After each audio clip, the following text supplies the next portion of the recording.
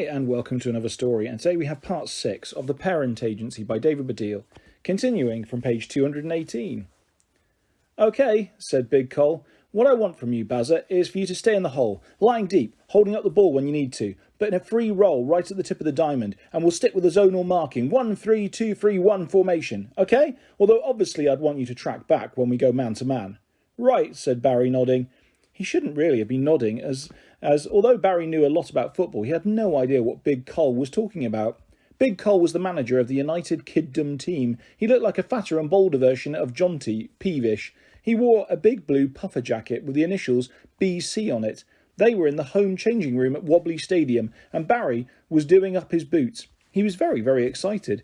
There were two reasons why Barry was here. First, there was a tradition in this world that one ordinary boy whose birthday it was, Barry had kept quiet about the fact that it wasn't actually his birthday for another 3 days, was allowed to play in every one of the United Kiddom's games. Second, Derek and Emily Fwam turned out to be the team's fitness trainers. The reason was particularly important as it meant that they managed to sneak Barry in right at the top of the long list of kids who wanted to play. Barry had to admit that he was warming to Derek and Emily, having originally thought they were probably numpties. "Okay, Bazza's been given his instructions. The rest of you, say hello to Bazza." The team were all changing into their kit. They stopped and looked over at Barry. They didn't look that pleased to see him. They also looked very familiar. Jezza, Tezza, Mezza, Hezza, Quezza, Smezza, See Anemones, and Dave. "I said say hello to Bazza." They mumbled a kind of growling hello and went back to putting on shin pads and tying shoelaces. "So," said Barry, "you lot are the best kid players in the country. Wow, that's amazing, what with you all being from the same family." Said Big Cole, interrupting and looking slightly embarrassed. "Well, never mind about that, though here's someone who is definitely one of the best players in the country." He led Barry over to one other player who had his back to him, stretching his calf. In fact, he could be the best player in the world, our star man, Lionel Tidy. Their star man turned around. He smiled. "Bazza, hola," he said. Hola," said Barry. "Que pasa?" Okay, thanks," said Barry. Muy bueno," said Lionel. Barry nodded, and Lionel turned back. Big Cole bent down and whispered, "We don't know why he speaks like that, some kind of weird language, but he's so good we don't ask." Big Cole gave Barry a thumbs up and went back into the centre of the changing room. Barry put on his United Kiddom top. His heart was beating with pride. In fact, his heart was beating on a pride, as the badge, which was next to the heart, was 3 lion cubs. Big Cole clapped his hands. Barry looked up. "Right, everyone," said Big Cole. "Time for the warm-up." The team came out onto the floodlit pitch. The stadium was already 3/4 full. There was a roar as the crowd saw Lionel Tidy. He acknowledged it with a little smile. Then he ran to the touchline with a ball, flicked it up onto his right foot, then his left, then his right, then spun round while the ball was in the air and kicked it in a perfect arc all the way across the field to where Barry was standing. Barry raised his leg and tapped it dead underneath his left foot. There was a burst of applause. "This is going to be brilliant," thought Barry. Then he heard a noise. Fwam, fwam. He looked around. Derek and Emily were now standing in the centre circle, wearing United Kiddom versions of their lycra suits. They said together in a sing-song voice, "Okay, everybody, gather round." "Oh no," he heard Jezza say. "Not again," said Tezza. "Must we?" said Smezza. "I wish I hadn't eaten that cheese," said Dave. But they all ran over anyway, led by Lionel Tidy. Barry joined them. They lined up in a semicircle in front of Derek and Emily. "Right," said Derek, "stretches first, follow us." Barry mentally prepared to do a lot of leg lifting and carrying. He thought he might try that one he'd seen on TV when footballers bend one of their knees up backwards and grab the boot from behind. But when Derek and Emily together leapt up in the air and landed on the ground, doing the splits. "Ouch," thought Barry. But Lionel Tidy copied them with ease. Jezza, Tezza, Mezza and all the rest of them just managed to do it, but without the jump and with a lot of groaning. "Come on, Barry," said Emily. "It's your party, so you should be leading the way." Okay." Barry did a frankly rubbish little jump in the air. He landed with his legs only slightly apart and was planning to say, "Sorry, Derek and Emily, don't think I can do it," when his front foot slipped on the grass and, well, wham! Next thing he knew, he was bang on the ground with his leg as far apart as they could go. "Ow!" he said.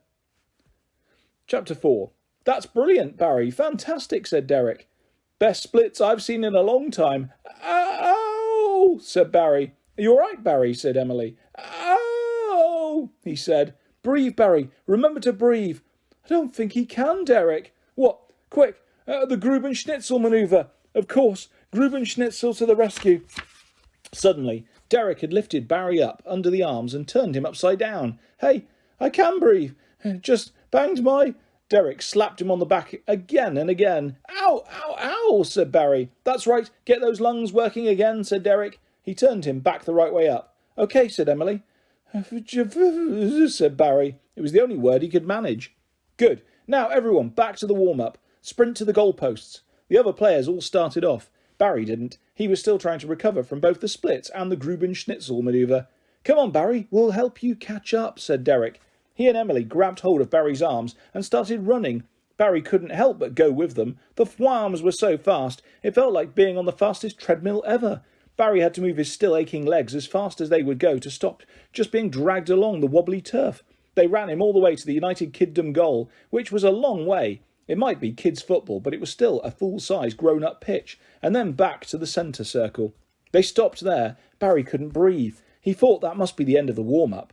The rest of the team arrived. Right, said Emily, press-ups. First one to 100 wins a bottle of Power Fizz, said Derek. The team did 100 press-ups. Lionel Tidy won the bottle of Power Fizz. Barry thought his arms were going to die and have to be buried separately from the rest of his body. And that must be the end of the warm-up. But then the foams said, right, squat thrusts. And after that they said, right, sit-ups. And then after that, right, head furtles, which was a kind of rolling neck movement that Barry had never heard of. And after that, right, back twists, which was an exercise so painful you didn't even want to know about it. And after that, right, bottom splats, which was just as painful and also quite embarrassing. After all that, it still wasn't the end of the warm-up. But luckily, Derek and Emily were distracted by the arrival on the pitch of the Bosnia-Herzegovina team for their warm-up. The Bosnia-Herzegovina team didn't come on very quickly. In fact, they strolled on. Their fitness coach was a very fat man, even fatter than Big Cole, with a wide moustache, the tips of which went down to his chin. He was wearing a large furry coat and carrying a chair. He got to the penalty area, put the chair down and sat on it. Next to the chair, he placed a large music player. Schmoll, Verstuken, he said. Warm up. He pressed a button on the music player. Vashta, Fadul danka misha, Bashanti bumpa bumpa puik nushpai, sang a voice. The words didn't mean much to Barry, but the tune was really like My Dog Surprised by His Own Farts. After a while it became clear that this was in fact what it was, a Bosnia-Herzegovinian version of the song, called Mir kannen dist What was dat? Then hist Blutz. Because the Bosnia-Herzegovinian team, perfectly in time, started doing the dance. All of them curled up into little balls, then looking up with a surprised face, then getting up on all fours and pretending to bark. The trainer with the big moustache watched them for about 2 minutes, then switched off the music player. Warm up, finished, well done. The Bosnia-Herzegovinian team got up and started walking back towards the changing rooms. The United Kiddom team had only stood and watched while they did their dance. Emily and Derek looked a bit surprised by the other team's warm-up, but after they'd gone, clapped their hands and said, right, 100 big toe bends, then 100 eyelash presses. But even before they had time to demonstrate a big toe bend, Big Cole came onto the pitch and said, don't be stupid, Derek and Emily. The match is about to start. Chapter 5. The match kicked off after the national anthems. Barry didn't know the words to the United Kiddom one, but it had a very grand tune, and he could just about make out the lyrics that all his teammates and the crowd were singing. We are the United Kiddom. Oh, yes, we are. Kids can choose their mum and dad. La la la la la. Which seemed a bit on the nose about this world, but at least it was simple enough to allow him to join in the third time round. The Bosnia-Herzegovina anthem seemed to be, if Barry's ears didn't deceive him, an orchestral version of My Dog Surprised by His Own Farts, but he assumed he must have got that wrong. There was also an awkward incident before the anthems, when the teams lined up to have their hands shaken by the head of the United Kiddom FA, who turned out to be Lord Radoweloff. This, it suddenly struck Barry, might just be the reason why Jeremy, Teremy, Meremy and all the others had got into the national team. When Lord Radoweloff saw Barry in the lineup, he looked shocked, and for a moment it seemed as if he was going to refuse to shake Barry's hand, like Barry had seen footballers do from time to time in his world. But then he said, oh well, let bygones be bygones. Oh, Jeremy, Teremy, Meremy, etc., etc. Dad, we're called Jezza, Tezza, Mezza, etc. here. Oh, sorry, Jezza, Tezza, Mezza, etc., etc. And he shook Barry's hand. Lionel Tidy kicked off and passed the ball to Jezza, who passed it back to Lionel, who ran forward. Barry tried running on the wing alongside him, but then he realised that he was exhausted. Derek and Emily's warm-up had completely tired him out. "OK," thought Barry, "I'll just hang back for the first few minutes to give myself some time to recover." So he stopped running, and for about 6 minutes he just watched, hardly moving from the halfway line. The United Kingdom team seemed to be in control, with Lionel dominating most of the play around the Bosnia-Herzegovina area. But the Bosnia-Herzegovinians were good defenders, and so far no one had managed to get a shot in on their goal. Then Barry heard a shout, "Oi!" He turned. Big Cole was standing on the touchline. "What are you doing, Bazza? Get up there, we need you." I will," said Barry. "I'm just waiting till I recover from the warm-up." He said this while staring at Derek and Emily Fouam, who were standing on either side of Big Cole. The whole thing looked like some kind of advert for a slimming programme. "What do you mean?" said Derek. "That was our special easy warm-up." "And more importantly," shouted Big Cole, "there's only 1 minute left to play." "Pardon?" said Barry. He looked up at the big electric clock hanging above the crowd behind the goal. "We've only been playing 6 minutes." "Yes," said Big Cole. He turned to Derek and Emily. "I thought you told me he'd played football before." "He did tell us that, Big Cole," said Emily. "Well then, why doesn't he know that a football match is 7 minutes long?" Barry frowned. 7 minutes? That's ridiculous. "Oh, and how long should it be, clever clog?" said Big Cole. 90 minutes. Big Cole and Derek and Emily looked at each other. "Ho, ho, ho, ho," they all went, holding on to each other. 90 minutes. "I'd like to see anyone last 90 minutes after one of our warm-ups," said Emily, wiping away a tear. "Anyway," said Big Cole, breaking out of it, "never mind about that nonsense. Now you've only got 45 seconds left." "There might be injury time, Chief," said Derek. "Only about 2.5 seconds, said Big Cole, shaking his head. "And we need a goal, so get down there." Barry looked over. Lionel Tidy had the ball by the corner flag, hemmed in by 3 defenders. The referee was checking his watch. There was no time to argue about the stupidness of matches being 7 minutes long. He started running. It really was a long way from the centre line to the penalty area on a proper football pitch. Barry had never thought about it before. Sometimes when he was watching football on TV with his dad, and Chelsea, who they supported, were playing, his dad would shout at a player for not chasing after the ball fast enough, and Barry would join in shouting, "Slow, coach," or "Come on, what's the matter with you?" But as his heart started to pump faster and his legs began to ache, Barry Bennett thought that he would never shout things like that ever again.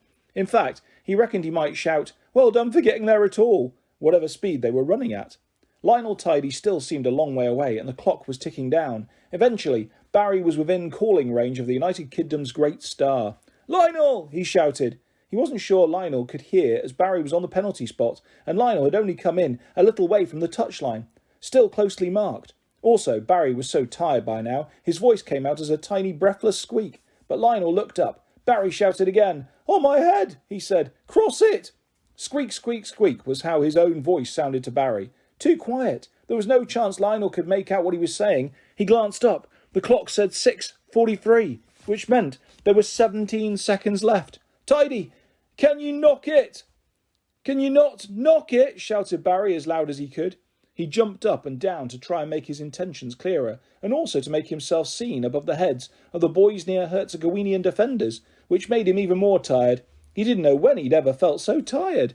Lionel looked over and then, as if someone had pushed a button somewhere on his body, sprang into action. He whirled around like a spinning top, creating what seemed like a little hurricane at his feet, which the ball got caught up in. It rose in the air, and then Lionel threw himself horizontally at it, like he was lying on a magic carpet, with one foot out. That foot connected beautifully with the ball. Bang! And it sailed off the wing towards the penalty area. Barry was still jumping up and down. He watched as the ball curved through the air. Through a mist of exhaustion, he could hear voices. "Bazza! Bazza, that's all yours! Every time!" That was Big Cole. "Breathe, Barry! Breathe!" That was Emily Fouam. "Remember to bend your legs as you land." That was Derek Fouam. "Barry!" He wasn't sure who that was. It was a female voice. Someone in the crowd. But he'd heard it somewhere before. "You can do it, Barry." He wasn't sure who that was either. A male voice nearby that he'd also heard before. The ball was a few metres away now. He had to leap high like a salmon to get over the big Bosnia-Herzegovinian defenders. He didn't want to look away, but for a second he did. And there they were in the crowd again, the mysterious man and woman, looking at him with concern and hope. And there's something else that Barry couldn't quite name. He didn't have time to think about what that might be, though, because he needed to turn his head back towards the ball. He swung his neck as it came flying in from his right-hand side, and thwam! It flew off his forehead, exactly as it was supposed to, towards the goal, towards what his dad called the postage stamp. He saw the boys near Herzegovinian keeper jump towards it. He saw him stretch his fingers, but then Barry started falling down again, having reached the highest point of his jump. And as he fell, he looked up, trying to see the ball, but all he could see was that wobbly stadium was indeed wobbling, that everything was wobbling. The goals, the crowd, the defenders, the referee, even the enormous digital clock, even the roar of the crowd as the ball went in, or was saved, he couldn't tell, sounded all wobbly. Perhaps it was one of those times when, like Emily Thwam had said, there were too many people in the stadium. He thought just before he fell on the ground, fast asleep. Thursday. Chapter 1. Well, said the head, it was a great goal. Was it? Said Barry. Yes, I watched it on Game of the Night. Just a shame that afterwards you had to be carried off. I was very, very tired. You must have been. I think it's the first time a player's ever been on a stretcher with a pillow, a blanket and a teddy. Who gave me the teddy? Emily Thwam. That was nice of her. Yes, are you interested then in them being your parents? No, said Barry firmly. Too tiring. The secretary entity exchanged a glance and wrote down a word. Barry looked over at their pads. He could see an F, a U, an S, another S, and what looked like the beginnings of a Y. Then the head said, Well, 2 more days left of your package. At least you've had a good night's sleep before this one. He turned over the 4th 24-hour glass, the blue one. He looked at it. His eyebrow went up and then down again, more like a twitch than a raise. You really need to, get on with this, Barry. I'd really rather not leave it to the last minute. Well, I have to do the whole package, Barry said. No, you don't, said the head. If you find some parents you like, we can stop there and then not have to worry about, There it was, the trailing off. Worry about what, said Barry. The head looked to the secretary entity despairingly. About which one to choose, said Secretary 1. Yes, said Secretary 2. Exactly, said the head. Write that down, secretaries. There was a short pause. Really? Said Secretary 2. The head coughed nervously. Anyway, Barry, what kind of a mum and dad would you like to try out next? Barry took out his piece of paper. He'd covered a lot of ground on the list already. He'd had parents that weren't boring, that were famous, that weren't poor, that weren't tired all the time. But then he saw number 6, being really, really, really strict. He couldn't believe it had taken him so long to say it. I'd like parents who let me do whatever I want, please.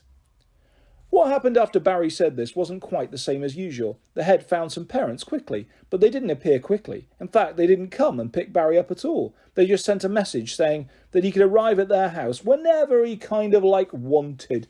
So the head got PCs 890 and 891 to take Barry to where they lived. They took a bus out of the city, into the countryside. After a while, they passed a large sign with an arrow on it, which said, The Sea. Barry sat on the back seat, in between Taj and Lucas, or PCs 890 and 891, as he was now properly starting to think of them. How's it going? Have you found the right parents yet? Said PC 890. I don't think so, said Barry. Said PC 891. How old are you again? I'm 10 in 2 days. Both of them looked at him sharply. 2 days, they said together. They looked worried. To be honest, they sounded worried too. Yes, said Barry. Actually, about that. The head said something. Happens to children if they don't find the right parents by the age of 10, but he didn't say what. The PCs carried on staring at him. Now they were looking not just worried, but uncomfortable. Do you know? Well, said 890, I've heard. I don't know, obviously, because I found my mum and dad when I was like 7, but I've heard, and here he looked around surreptitiously, and he lowered his voice almost to a whisper, that you go into this really, really dark. So anyway, said 891, interrupting loudly, I gather you had a day with the Raduilofts. Is that true? Well, yes, said Barry, but 890, can you just carry on with what you were going to tell me about what happens when they'd be amazing parents? So much money, said 890. They do have a lot of money, but... And then the word at the agency was that you got a shot at Vlasarina, said 891. Wow, really, did you, said 890. Yes, said Barry, but listen, and they didn't do it for you either. Barry sighed. They were clearly not going to answer his questions about the thing that happened to unparented 10-year-olds. He shook his head. OK, said 890, looking out of the window. Yeah, OK, said 891, looking out of the other window. Hey, said Barry, suddenly feeling angry. The Radowelofs were crazy. They wanted me to shoot a bird, and Vlasarina, they wanted me to change my name to Barasina, and the Fwams, PCs 890 and 891, both turned around at once. You had the Fwams as well? Said 890. Blimey, did they get you a game for the United Kingdom? Said 891. Oh, they did, said 890. That was you. I saw you on TV being carried off hugging a teddy. Well, yes, they did. That was me, said Barry. They stared at him. You got to play at Wobbly Stadium, said 890. For the national team. And you still, said 891, didn't think you'd found the right parents. Barry opened his mouth, but then he didn't know what to say. He looked down, a little ashamed, and thought to himself, OK, I'm really going to try and like these next ones. And that is where we will leave part 6 of The Parent Agency by David Baddiel. I'll be back soon with the next part of this fantastic story and lots more stories and videos coming your way very soon. If you'd like to subscribe or hit a like, that's always appreciated. Thanks for listening, guys. Take care. Bye-bye.